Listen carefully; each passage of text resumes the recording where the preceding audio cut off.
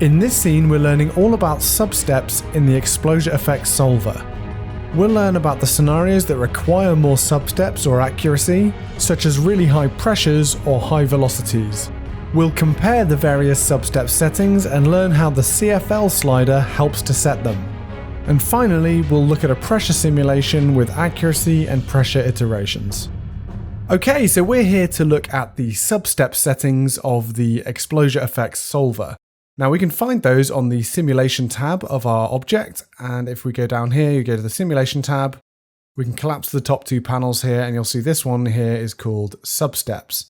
This contains 5 settings. We have CFL, minimum substeps, maximum substeps, accuracy, and maximum pressure iterations. Now these all have some default values, and if we look at our sources that we have here, we have a high pressure source. If I go to the tag, you'll see the tag has a pressure value of 5,000, which is very high.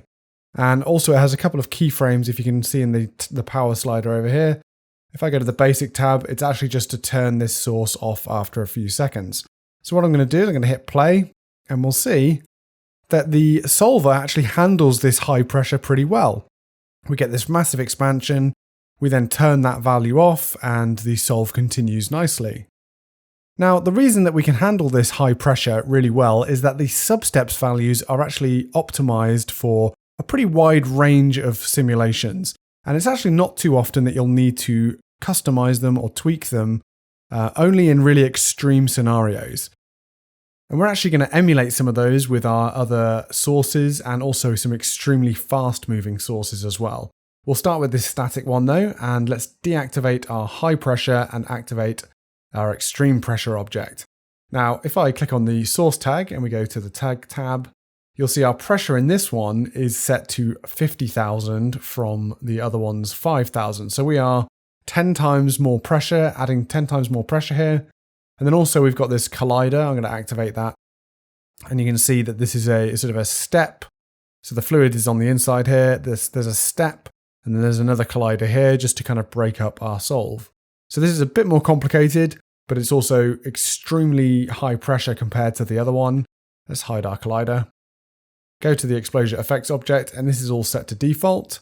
And now when we hit play, you'll see that it is much slower to solve because, of course, we are adding vast amounts of pressure, and the solver has to now work out a lot more information.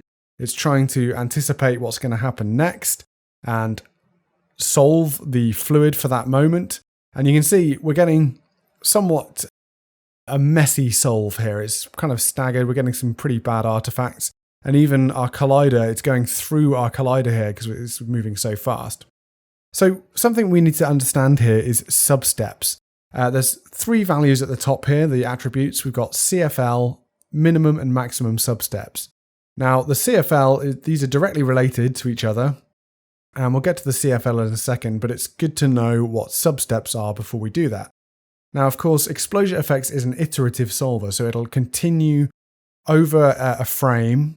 It will continue to solve the pressure, the velocities, and all the advections until we get the next frame, the data for the next frame. So if I nudge this along, obviously we get this first frame here, and then I nudge it along again, it's going to solve between that first or frame 1 and frame 2 here, and it's processing right now, and we get this. So all of these velocities and the positions of the fluid at this point have been calculated from that first frame to the second frame. Now, what ExplosiaFX is doing over that frame is it's actually dividing it up into a smaller time step called a substep, and up to a maximum of 10. And what that means is that as the solve progresses, it progresses in a much shorter time step. So essentially a 10th of a frame, the solver will move on. It'll calculate the pressures. Where should the fluid be now? It's in these voxels. Okay, that's solved. Let's move on to the next step. So move another 10th of a frame on and repeat that process until it gets to the next frame. And that will be the solution for that frame, and it'll be returned to us in the viewport. And of course, that's what we're seeing here.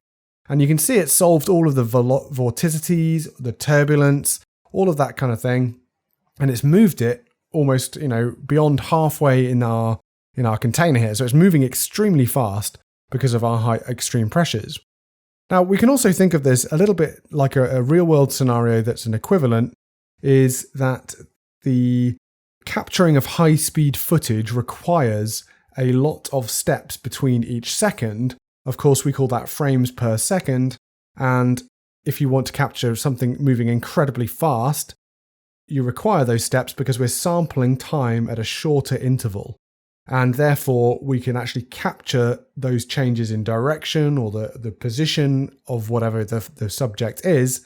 And it's the same principle here in our ExplosiaFX solver. The more substeps we have, the more accurately we will solve our fluid motion. And you can think of it like that, but it's somewhat in reverse. But the substeps, the higher the substeps, the more accurate your solve will be. Now, if we actually fix those substeps and we have them at a fixed value, that means that the substeps will be guaranteed to be 10 for every single frame. So essentially we're fixing that because we're making the minimum and maximum, so it has to be 10. Whereas obviously the default allows a range between 1 and 10. And that's actually where our CFL value comes in, but we'll look at that in a minute. Now we're going to come back to this system, but for now I'm just going to jump down to this other one called Fixed Substeps Animated. Let's hide our other one here. Let's turn this on. In fact, let's turn that off for now. I'm just going to turn the ExplosiaFX off, and we'll see that we have this animated source. Now, if I click on it, you'll see it is moving incredibly fast. It's a very high frequency vibrate tag. So it's 20 per second. It's moving a really large distance in that time frame. And what that means is when I turn our ExplosiaFX object on and we have both our collider box here and our source active, we go to our ExplosiaFX object, you'll see that our minimum and maximum are set to 10 and our CFL number is actually set to 0. I'm going to reset that to default, make sure it's there. And I'm going to hit play and we'll see a similar idea to the high velocity pressure is that we kind of get this sort of artifacting simulation here, but it is solving. It is solving, and we are seeing fluids, a calculation going on. Now, if I fix our substeps like I just demonstrated with the other ExplosiaFX object, and I drop it down to 1, we'll see that our solver is going to struggle to cope with this velocity. So we have not got enough data in between each frame, each step. We do not have enough data to actually add the fluid, to add the velocities, to solve the pressures, all of those things. And what I've done is I've actually rendered out both the other system that we have and this one as fixed substeps. So that means capping them, and I'll hit Shift F6 to bring up that comparison. And you'll see that's in our picture viewer here. And you'll see that we've got the fixed substeps comparison. This side is our pressure simulation, so our extreme pressure, and then this side is that moving object. Now, if I press play, you'll see blink and you'll miss it, so it's best to scrub this. But if we focus on the pressure to start with, you'll see as the substeps here increase. Now remember, I'm setting both maximum and minimum to this value here, so 1, 10, 30, and 50, which means that it's guaranteed to have those. It's forcing the solver to use those substeps between each frame.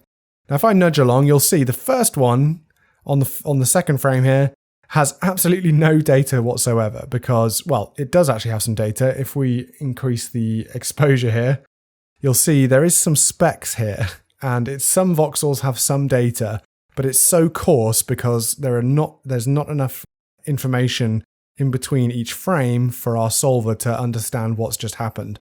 And you end up with this essentially no simulation at all. And it doesn't even eventually, once we turn the pressure down, it does eventually solve. But as you can tell, that's nothing as expected. It's nothing as what we expected. So you can see here, we've got this fixed substeps value, the default that I showed, except this time it's up to the maximum. And that's very similar to the one that we were seeing. And you'll see that does solve. However, it does escape our collider here. We're not solving enough detail, and it thinks the fluid should be on this side of the collider at this point because it just doesn't have enough substeps. We're not enough detail.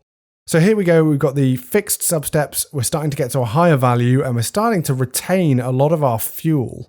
And you'll see this is one of the big things with higher substeps and higher simulation accuracies is that it'll start to maintain data from frame to frame because it's not being lost. It doesn't move too fast for the simulation to keep up, and it'll comfortably and stably solve the next frame. And then all the way up to 50, and there you go. And you can see the detail that's been retained in frame 50 here, whereas the lower substeps is much more diffuse. We'll just scrub that back and forward, and you can see that's nice like so. Now, looking at the high-speed source, it's a similar scenario. So we'll just let that play again. You'll see it's very fast, and you'll notice the top one here is actually jittering around a lot. It's actually, we're getting quite a lot of fuel and not a lot of burning, and it's jittering, especially at the end here. You'll see it's jumping around, it's very erratic, and it's not a very accurate simulation. Whereas as soon as we hit the 10 substeps value, it starts to solve much more accurately. And in fact, you won't see too much difference between the 10 and 50 substeps. So often when you're working on a project with fast-moving object, you'll want to get to the minimum substeps. You want to set the maximum substeps to the lowest value possible, so it's nice and efficient and keeps things fast. And in fact, talking about simulation speeds, you can see here we've got this solve time on each of these, and you'll see the lower substeps, we have a much quicker solve time. So here it's only 56 seconds. Now, of course, it only solved this part and we only had data in only a few voxels. I have turned the adaptive grid off so that it solves every single voxel, but even then it was all the way down at 56 seconds because we're only sampling that. And then the 50 substeps jumps all the way up to 7 minutes 11 for that solve. So you can tell that adding more substeps, dividing our frames into more steps, results in more processing steps, and therefore it takes longer to solve. Now on this one over here, of course, that's a similar story. We're obviously filling a lot more data earlier on, so this one's a longer solve, not too much. And just as with the pressure simulation, the more substeps means longer solve time, but also more detail. Okay, so we had to artificially create our fixed substeps here by actually having the minimum and maximum substeps set to the same value. So of course on this one, the one with 50, every single frame of our simulation here was being calculated with 50 substeps in between. So what that means is that if our simulation is moving really fast in some parts, it would be utilizing a lot of those subframes and it would actually be useful to have them at that high value. However, when it progresses and we get a much calmer simulation towards the end as the pressure decreases or the velocity of our simulation might decrease, we actually don't need that many substeps, but we're forcing it because we're not allowing it to have any lower. Now, of course, we have a minimum value and a maximum value. And that, of course, alludes to the fact that we actually have some kind of automatic process going on in the solver that is choosing our substeps for us based on some kind of input parameters, and that value is the Cfl value. So let's go back to our systems here, and we're going to take a look again at the first one that we had open. So let's hide this one, let's close it and deactivate everything.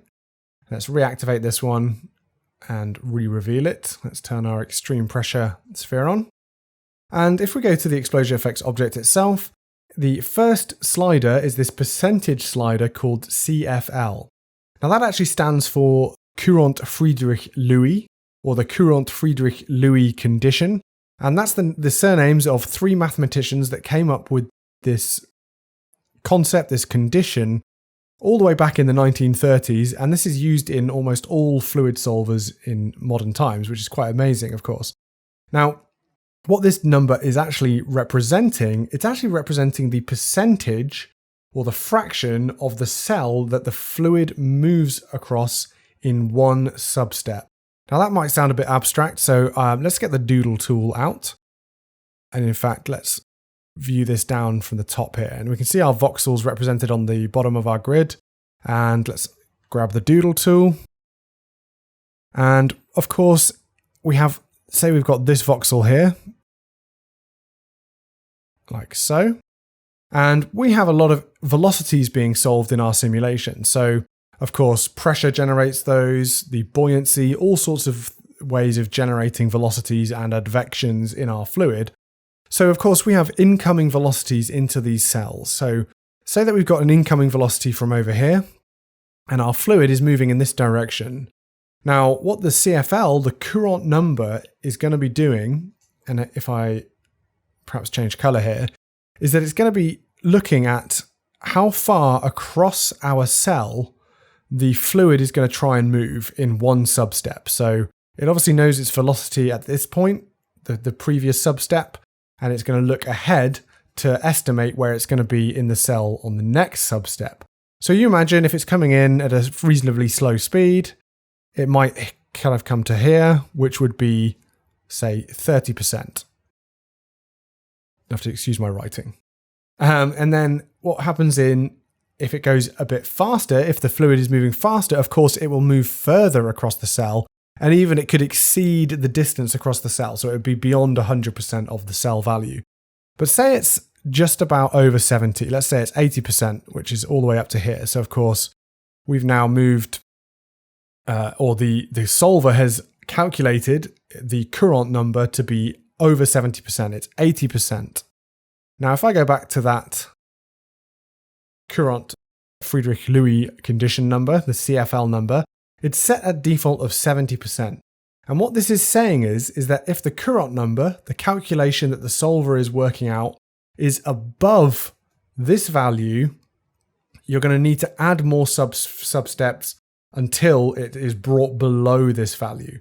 So essentially what that means is that it's making sure that the fluid is being solved correctly using extra substeps, and by adding the extra substeps, it will bring the fluid into the right condition and it'll be within this threshold of 70%.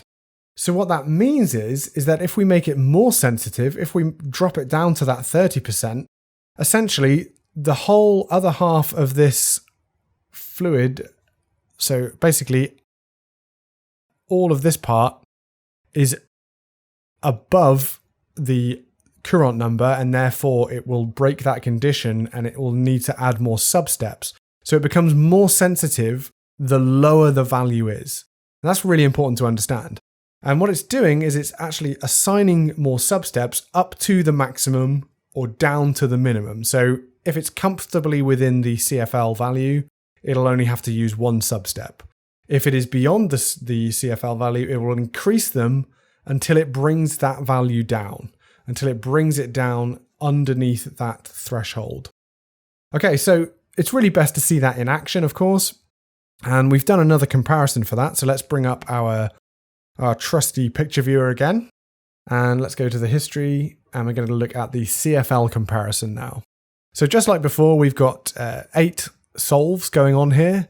And this column, the left-hand column, has a maximum substeps of 10, and the minimum was left at default of 1 for both of these. So likewise over here, this minimum was 1, but I've changed the maximum to 50, and then we've solved that.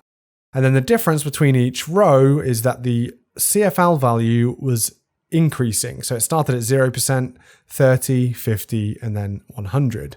So it's not a linear progression, but it's just a few steps to get to see the difference. Now I'll hit play, and we'll let this loop.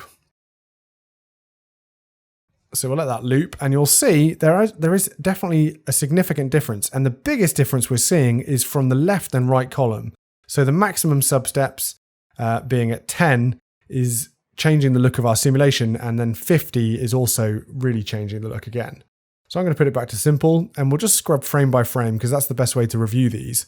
And we'll go to the first frame that we see the fluid, and that's frame 2 here. And you can see that these are all fairly similar. However, if we look at the simulation times, the highest value is when the CFL value is at 0%, and the quickest is at the CFL of 100%. Now, of course, CFL of 100% means that the fluid can move 100% of the cell distance before it will add a substep. So it has to move beyond the cell, beyond the voxel, before it will add substeps. And therefore, it's going to add far fewer substeps for this solve, and therefore it's going to be quicker. At 0%, it means that immediately it's going to be adding the higher value. It's going to be adding the maximum substeps to kind of try and bring that fluid back in check. So if we go frame by frame, you're not seeing too much difference, except for when we've got the CFL value really high, we're obviously using lower substeps, and we're even getting our fluid leaking. It's missing the collider. We're getting some artifacting, and also you'll notice that the fuel in this one is actually diminishing. It's not being able to maintain that fluid in each of the voxels. So the advection is definitely messed up when the CFL is at a high value. So now we know that the CFL lower is more accurate, and the higher one tends to be lower accuracy, but also solves faster. The right-hand side column here will make more sense. And you can see here, our CFL at 0% with a maximum of 50 substeps is a much larger render time or simulation time, 7 minutes and 53 seconds. And then at CFL of 100, it's only 2 minutes. So we're down in this territory. However, the biggest difference is visually. You can see that the fuel is being maintained significantly longer. And also you'll notice that the fluid hasn't reached nearly as far as when we had the maximum substeps much lower. This is because this is a much more accurate simulation. This one is allowing, it's coarser simulation, therefore we're not getting the accurate motion from frame to frame, and therefore the pressure's all over the top, the motion, the velocities, pretty extreme. Whereas this one is calculating much more accurately. And you can see we're getting this really nice vorticing, and it's much more detailed compared to the substeps of 10. And the CFL value is just helping us to automate this process and let the solver intelligently work out what frames need how many substeps, and keeps things nice and efficient. So of course, the default is at 70, and it's pretty much, that's a good value for everything, for most scenarios. However, if you're finding that you're getting artifacting like this, you can bring the CFL value down. And of course, bringing it down will result in more substeps, which will result in a longer solve time. However, it will be far more accurate than if we have a very high CFL value. Okay, so higher CFL value, lower simulation times, but less accurate. Lower CFL, the more likely it is to use more substeps up to that maximum. Okay, so the last thing we're going to look at is the pressure settings in the Substeps tab. And we'll come back here, of course. We've got a comparison for that as well. And we also have a system for that as well. So let's turn this one off and hide it. We can get rid of that doodle as well for now. And let's turn on our pressure iteration system here. We're in the second view here, so I'm going to hit F1 to go back to our primary. Go to our move tool. And you can see we've got this object here. We've got this collider object. It's in fact, actually, that's a viewport representation of our collider object. If we look at our box collider here and our solid collider, you'll see they're a bit more complex, but they actually serve exactly the same purpose of creating that collision, and they will fill this object. So essentially, this is an enclosed space with a few holes in, vents if you like. And then we've got this sphere. Of course, that's our source object. Go to the tag and you'll see we've got some animated pressure. Now, if I select one of these keyframes where it animates up, you'll see that it goes all the way up to 2000. And let's go to the ExplosiaFX object itself. And you'll see we've got some slightly different from default values. And I'm going to reset those for now. Reset, and we'll come back to that in a second. But currently we've got minimum, everything's default. But the last two settings here are accuracy and maximum pressure iterations, and these are directly related. So if I hit play right now, you'll see we start to add some fluid. The pressure solve begins. Obviously, this is quite a high pressure scenario in a closed space, of course. And we get this solving occurring, and there we go. Now you'll notice that it's quite a smooth looking fluid. It's quite diffuse, and that might hint at the fact that it's not maintaining much of the accuracy in the simulation. And by accuracy, again, it's similar to the substeps and the CFL values. We are trying to make sure that the pressure is maintained where it should be, it is solved correctly, And from one frame or one solver frame to the next, one iteration to the next, we are actually getting a decent or an expected pressure solve without it becoming erratic, causing oscillations and all sorts of crazy stuff. So we want to keep it nice and accurate. And that's exactly what we've got here, is this accuracy slider. And the accuracy slider will work in a similar way to the CFL value, except it's in reverse. So the lower values will use a lower number of pressure iterations, and the higher values, say it's at 100%, will use the higher amount of pressure iterations. Now, of course, it's set to 2 by default, so quite often it'll just use that 2 iterations, and most scenarios you won't need to use any higher. However, as soon as I go higher with that, and I hit play with it at 100%, this will be a much slower solve, but it will be more accurate. And you'll see, especially when the pressure comes in, so the higher pressure, that's when these iterations will be most used. And so we're probably using that full 8 iterations right now. And there you go, we're going to get a more accurate solve. You'll notice it's actually leaving the container a bit sooner and filling it nice and fast as well. And there we go. So much like the CFL and the Substeps, these two sliders and values have a direct relationship, and the higher the accuracy, the more pressure iterations the solver will use. But again, it's an intelligent thing. It'll actually utilize somewhere in between where it needs them. So I've done a comparison of this one as well. So if we pause that, now we know what the scenario is. I'm going to hit Shift F6, go back to our pressure one here. And looks a bit more complex, but all it is, it's just a bit more granular on the values, just making sure we know exactly which one's which. So let's play that, and you'll see we've got this one over here. We're testing out the pressure iterations. So we've got the accuracy at 100%, as you can see, and then the pressure iterations increase. So we go from 2, 5, 10, and then 15. And if I go frame by frame, you'll see, especially early on, this one's quite a diffuse looking simulation. Down here, we're getting quite an accurate representation because we're using far more pressure iterations. You see we're getting way more detail in that sort of explosive moment there. And of course, it hasn't left the container there yet, but these two have allowed it to leave already. And so the pressure isn't particularly accurately simulated. This one down here is the closest to the real scenario. Okay, now that doesn't necessarily mean you want that look. You might actually like this look down here, which would benefit you, of course, because the solver time does increase with the pressure iterations. So obviously having them down low here means we have a 2-minute 21 solve. And remember, I'm making sure the adaptive bound is off, so we're solving every voxel here. So it's a fair comparison. So obviously accuracy at 100% down here, pressure iterations at 15. This is solving, it's taking much longer to solve, 7 minutes versus the 2 up there. However, you might need the accuracy. Maybe you're doing a piston and cylinder block of a car or something like that, or a bullet from a rifle.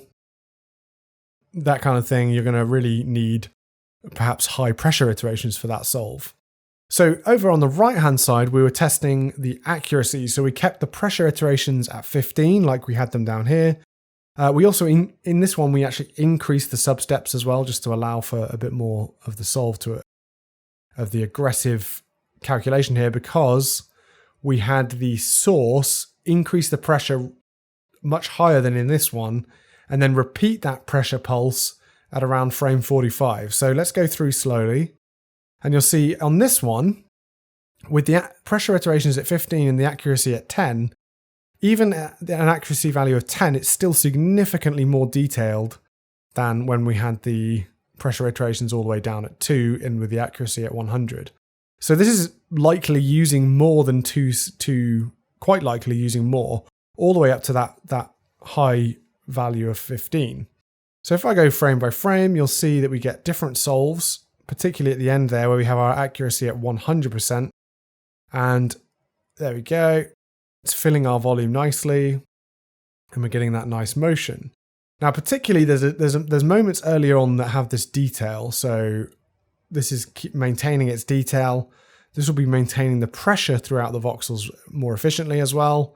And then I add the second burst around about frame 40, and you'll see some of them jolt around significantly. In fact, all of them will, because this is a massive pressure increase here. However, the more accurate representation will be, of course, this one over here.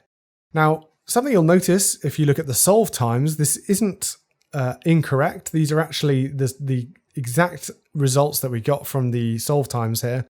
And you'll see the first one is 8 minutes 58. The 30% accuracy is 9 minutes 1 second.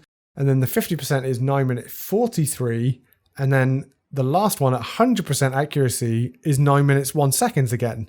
So what's going on here? Well, this doesn't necessarily mean that your solve will be slower by having higher pressure iterations. You've also got to consider this is a whole solve occurring, including things like the substeps. So, of course, the accuracy being higher will actually change the pressure simulation, the pressure solve, and therefore it might not need that many substeps to continue the simulation. Perhaps the pressure being more accurate means that it won't have exploded, it won't have created artifacts that then need to be restrained in by the current number, and therefore use more substeps for this one, the 50% accuracy, than it had to with this one here. So that's something to understand. Generally, the higher the pressure iterations and accuracy, the longer the solve time will be, but there is a diminishing returns there, and of course we've still got to take into account the substeps, and they would tend to have a pretty big impact as well. Okay, so that is our substeps values in our ExplosiaFX object, and we've looked at the comparisons here. We've seen this fixed substeps and the effect that the increasing the substeps has on our simulation, how the Courant Friedrich-Lewis number or condition automatically controls the amount of substeps and makes an intelligent decision each step, and we get much faster simulations because of that and much more accurate simulations because of that. And then lastly, of course, we just looked at the pressure, and those settings you tend to leave at default. The substeps and the CFL number are the ones that I use the most. In particular, the CFL number, which we can drop down to encourage more substeps and more accuracy without actually having to go into the individual minimum and maximum substeps.